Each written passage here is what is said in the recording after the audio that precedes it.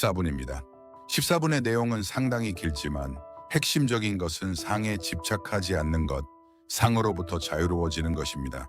모든 사람들은 느낌을 갖고 있고, 감정이 있고, 반응, 기억, 선입견, 믿음, 이해력 등이 있습니다. 그런데 금강경은 여기서 이 모든 것을 다 놓아버리라고 말하며 그럴 때 내면의 완전한 평화를 얻을 수 있다고 합니다. 왜냐하면 우리 머릿속에 일어나고 있는 모든 것들이 사실이 아니기 때문입니다. 본문은 다음과 같습니다. 그때 수보리가 이 경전을 듣고 그 뜻을 깊이 깨닫고는 눈물을 흘리며 부처님께 아뢰입니다. 수보리는 자기 자신이 얼마나 자유로운 사람인지를 깨닫고 부처님께 너무나 감사해야 합니다. 머릿속에 들어있는 모든 개념들을 내려놓으면서 그는 이미 대자유를 얻게 되었습니다.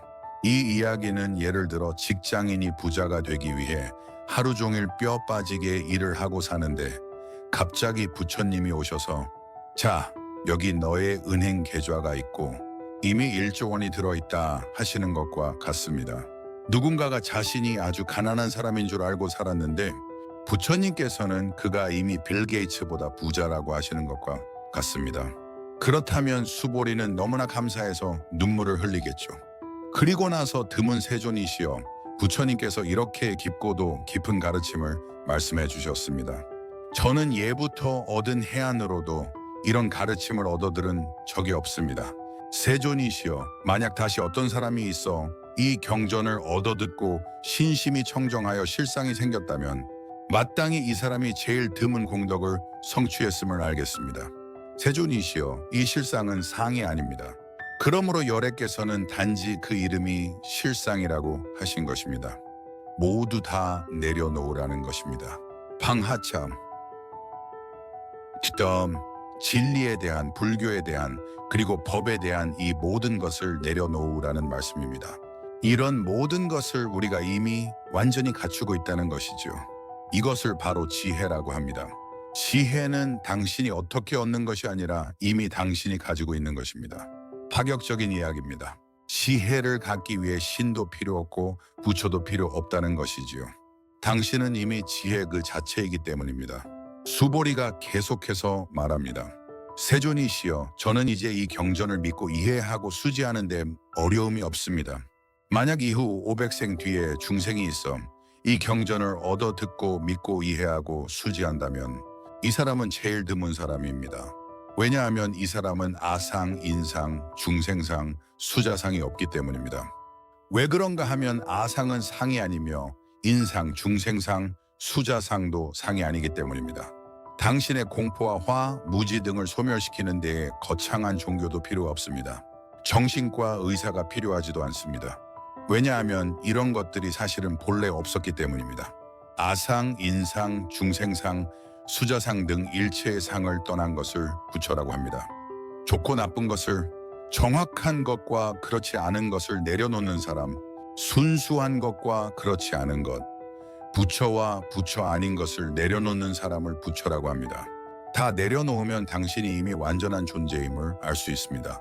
우리의 본성은 아무것도 필요치 않고 있는 그대로 완벽합니다. 우주와 같이 이미 완전한 것에 어떻게 뭔가 더 필요하다고 할 수 있을까요? 이 점을 깨달으면 이미 완전함이 됩니다. 부처께서 수보리에게 말씀하십니다. 그래, 바로 그렇다. 다시 어떤 사람이 있어 이 경전을 듣고 놀라지 않고 공포에 젖지 않으며 두려움이 지속되지 않는다면 이 사람은 가장 거룩한 사람이 될 것입니다. 대부분의 사람들은 종교에 의지하려고 합니다. 나의 신, 나의 믿음, 나의 교회 등등. 여기 금강경에서는 다른 종교와 분리하거나 스스로를 구분시키는 그런 류의 가르침이 아닌 진짜 가르침을 들을 수 있습니다. 그런데 어떤 사람들은 초조해지고 걱정이 될 수 있어요. 금강경에서 말하기를 모든 것이 공하니까 그럼 아무것도 없다는 거네. 그럼 아무것도 할 필요가 없잖아? 이렇게 생각한다면 완전히 잘못 이해한 사람입니다.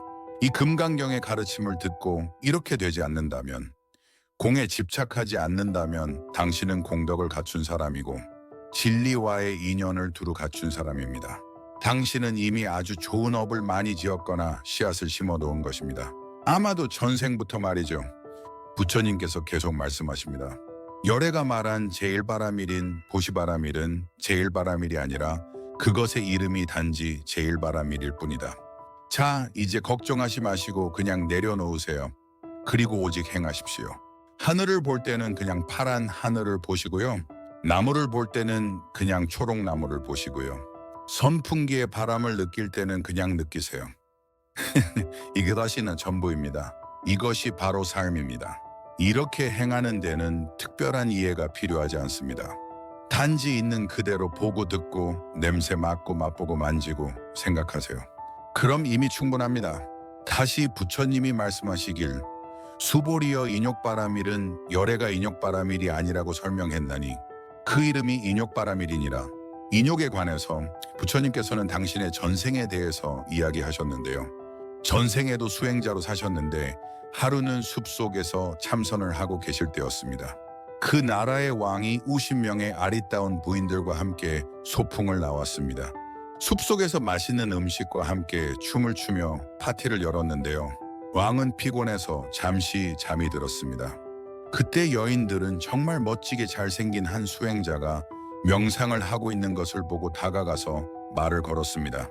그러자 그 수행자는 인욕에 대해서 설법을 하기 시작했지요.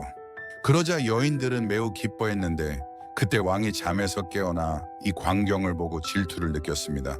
그 잘생긴 수행자가 여인들과 대화를 나누는 것을 보고 큰 질투심이 난 것이겠죠. 그래서 왕이 당신이 인내에 대해 가르친다고? 그럼 내가 당신의 몸을 베어버리면 어떻겠나? 라고 하고 실제 칼로 수행자의 몸을 베었습니다. 그런데 부처님은 꼼짝하지 않고 오히려 왕을 가엾게 여기셨다고 합니다. 전생에 나오는 얘기가 가리왕과의 얘기인데요.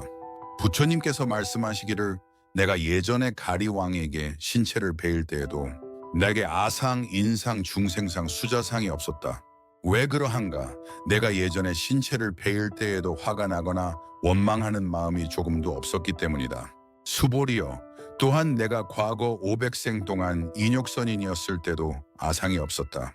그러므로 수보리여, 보살은 마땅히 일체의 상을 떠나 안욕따라 삼맥삼보리에 마음을 일으키고 형체에 머물러 마음이 생겨서는 안 된다. 여러분들의 머릿속에서 생기는 그 어떤 생각에도 집착하지 말라는 말씀입니다. 좋은 생각, 나쁜 생각, 행복한 생각, 슬픈 생각, 기가 막힌 생각, 걱정하는 생각, 초조한 생각 등등을 말이죠. 그 어떠한 생각에도 의존하지 마세요. 이 모든 생각들이 진짜라고 믿지 마세요. 왜냐하면 그 생각들은 진짜가 아니기 때문입니다. 그것이 얼마나 강력한 생각이라도 말입니다. 그 생각들이 만약 진짜라고 생각하시면 그 순간 다른 이와 스스로를 분리시키게 됩니다. 그렇게 스스로 아상을 만들어버리면 세상에서 받는 고통을 참아낼 수 없게 됩니다. 형체에 머물러 마음이 생겨서는 안 되며 소리, 향, 맛, 촉감, 법에 머물러 마음이 생겨서도 안 되며 마땅히 이렇게 머무름이 없는 마음을 내야 한다. 6조 해능대사가 바로 이 구절을 듣고 깨달음을 얻었습니다. 만약 여러분이 침대 바로 옆에 한 구절을 적어서 붙여 놓으신다면 바로 이 구절을 그렇게 해야 합니다. 금강경에서 가장 중요한 가르침이 바로 이 구절입니다. 아주 많은 분들이 이 구절을 듣거나 연불할 때 깨달음이 터졌습니다. 금강경의 경전을 한 문장으로 다시 말하면 응무소주의 생기심, 마음은 이렇게 머무름이 없이 간직해야 한다라고 말할 수 있습니다. 진리에 다가서려면 머릿속에 드는 그 어떤 생각도 건드리지 말고 의존하지 말고 집착하지 마세요. 그렇게 할 수 있다면 당신은 이미 대자유인입니다. 그냥 내버려 두고 지켜보세요.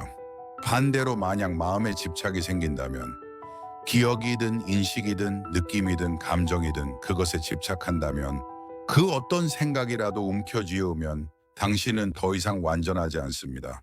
당신 스스로를 고통에 노출시킨 것입니다. 이런 까닭에 보살은 모양에 집착하지 않는 마음으로 보시해야 한다고 하는 것이다. 수보리여, 보살은 일체 중생의 이익을 위해 마땅히 이렇게 보시해야 한다. 우리가 보시할 때 무엇을 준다고 말하지만 사실 보시하는 것은 그들과 하나가 되는 순간인 것입니다. 그런데 만약 저 사람이 감사해야 할까라고 생각하면 그 순간 모든 공덕이 사라집니다. 보시를 할 때 뭔가를 바라면 결국은 고통을 받게 됩니다. 보시를 할 때는 보시를 하는 그 마음에 어떤 보상도 기대하지 마시기 바랍니다. 돈을 주던지 봉사를 할 때 마음속에서 일어나는 그 어떤 생각에도 집착하지 말라라는 것이 핵심입니다. 다시 수보리여, 열애는 참 진리의 말을 하는 사람이고 근본을 말하는 사람이며 궁극을 말하는 사람이며 허황된 말을 하지 않는 사람이고 거짓을 말하지 않는 사람이니라. 수보리여, 열애가 얻은 법은 진리이지만 또한 진리가 아니니라. 부처님이 얻으신 진리는 마찬가지로 여러분이 지금 아무 생각 없이 듣고 보고하는 진리는 진짜이지만 진짜가 아니기도 합니다. 그냥 듣기만 보기만 하세요. 수보리여, 만약 보살의 마음이 법에 집착해서 행을 한다면 마치 사람이 어두운 곳으로 들어가 아무것도 볼 수 없는 것과 같으며, 만약 보살의 마음이 법에 집착하지 않고 보시를 행한다면 마치 사람이 눈이 있어 밝은 햇빛 아래에서 온갖 형체를 보는 것과 같다. 보살의 마음이란 테레사 수녀님이나 간디 혹은 여러분들 어머니의 마음과 같습니다. 어머님들이 진정한 보살인 것이 우리들에게 아무것도 바라지 않고 얼마나 많은 것을 주시고 우리를 낳으려고 얼마나 많은 고통을 겪었나요? 수보리여, 미래의 선남자 선여인이 있어 능히 이 경전을 듣고 실천할 수 있다면 그는 머지않아 곧 열애가 될 것이다. 부처의 지혜로서 이들을 모두 보나니 그들은 모두 한없는 공덕을 성취할 것이니라. 슈랭, 이 뜻은 부처가 부처를 본다는 말입니다. 이 말이 무슨 뜻이냐고요? 부처가 부처를 본다는 것을 어떻게 증명할 수 있냐고요? 주장자로 책상을 내리치면서 당 이렇게 증명할 수 있습니다. 여러분, 이 소리를 방금 귀를 통해서 들으시고 눈을 통해 보셨지요? 부처가 부처를 봅니다. 정말 아름다운 가르침입니다. 이 불성과 여러분의 경험, 저의 경험은 완벽히 일치합니다. 똑같은 순간에 똑같은 소리, 똑같은 경험을 했습니다. 15분입니다. 이 가르침의 위대한 가치입니다.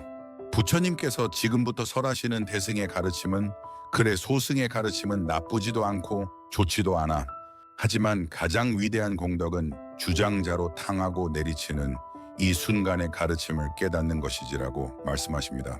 만약 선남자 선여인이 아침 나절에 겐지즈 강모래 수만큼 목숨 바쳐 보시하고 점심 나절에 다시 겐지즈 강모래 수만큼 목숨 바쳐 보시하며 저녁 나절에 또 겐지즈 강모래 수만큼 목숨 바쳐 보시하여 한량없는 100천만억 겁을 목숨으로써 보시하더라도 만약 다시 어떤 사람이 이 경전을 듣고 믿는 마음으로 비난하지만 않더라도 앞의 것보다 뛰어난 것인데 하물며 베끼고 받아 지니며 읽고 외우며 다른 사람을 위해 설해주는 것이겠는가.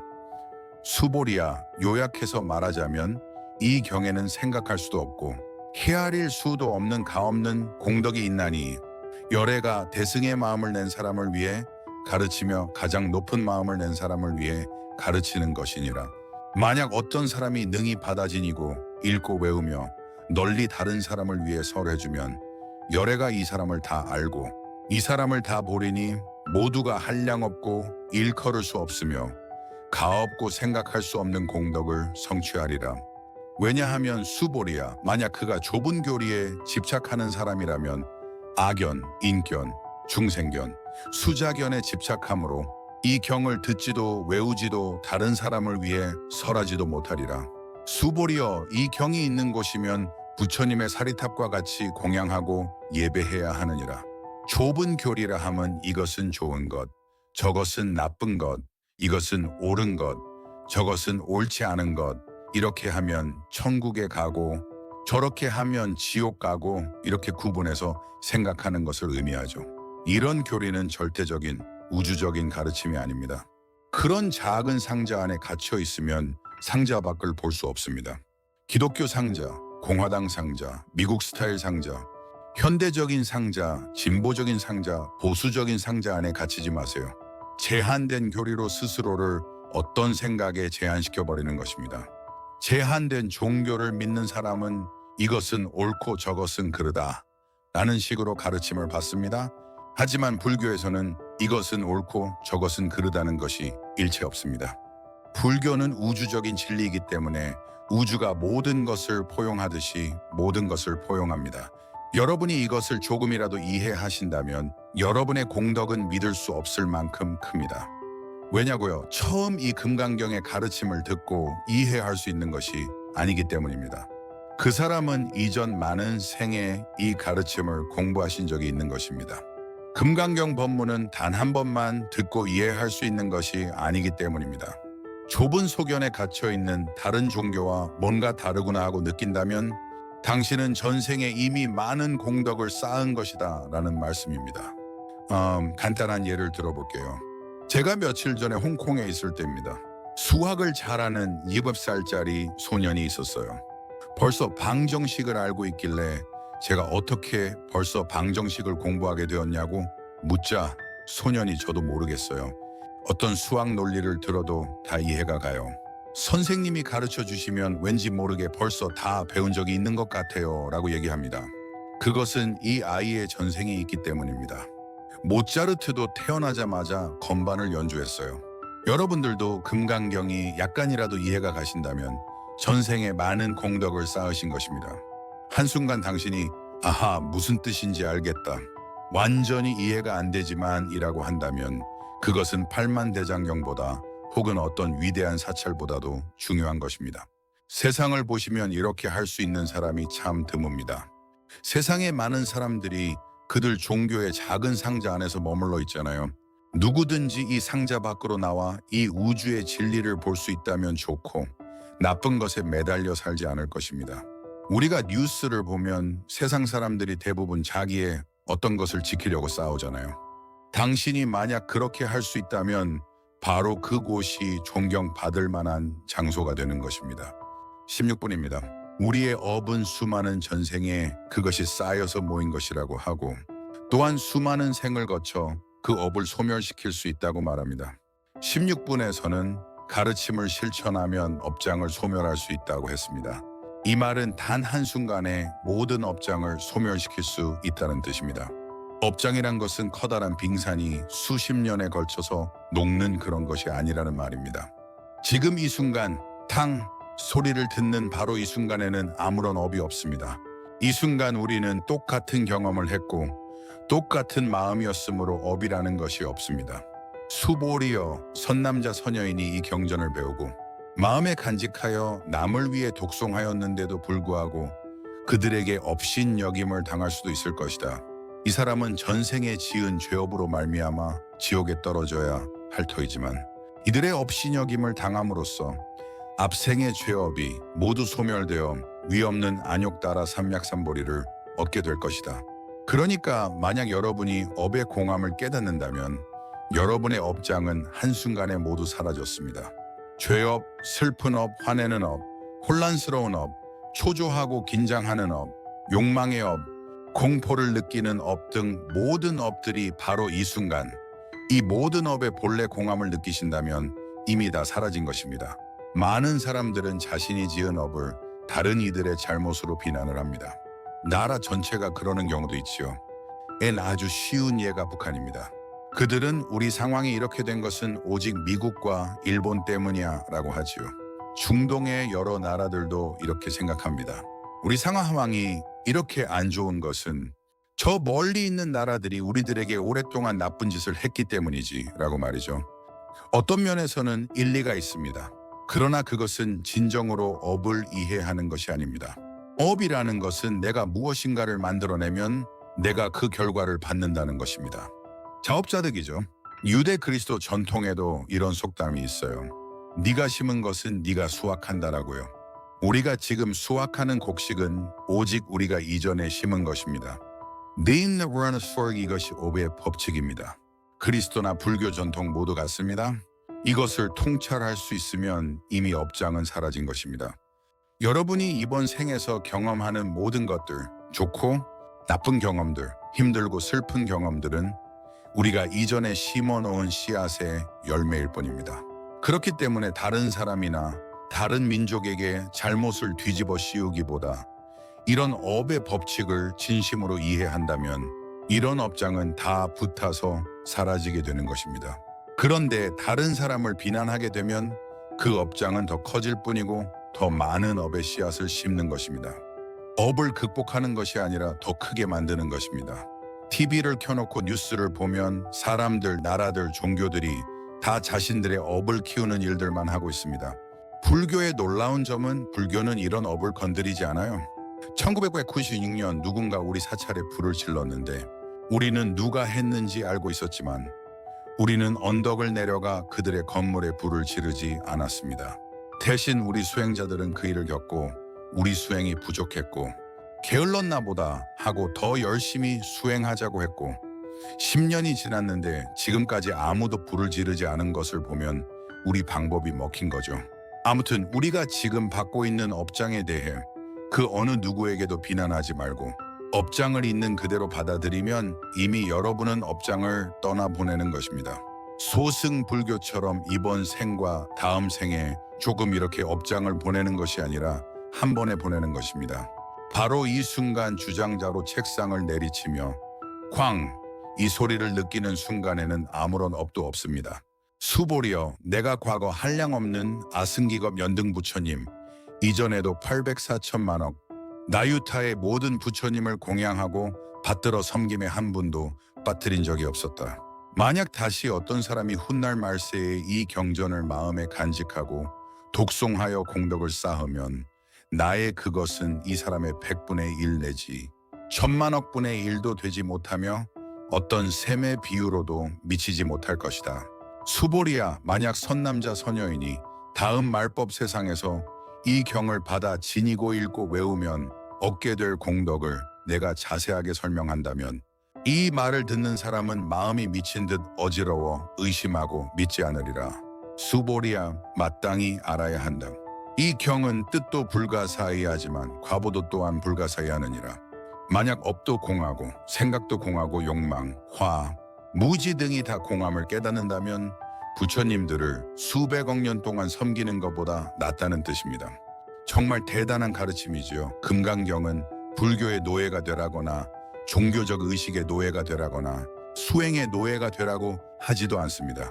제가 아는 스님이 다른 선사님께 당신의 스승님이 35년 동안 단 한 번도 결제를 빠진 적이 없다고 자랑을 늘어놓자 그 선사님께서는 아이고 미안해서 어쩌나 너의 스승이 아직도 이것을 깨닫지 못했다니 안타깝구나 하시면서 주장자로 책상을 쾅 하고 내리치셨답니다.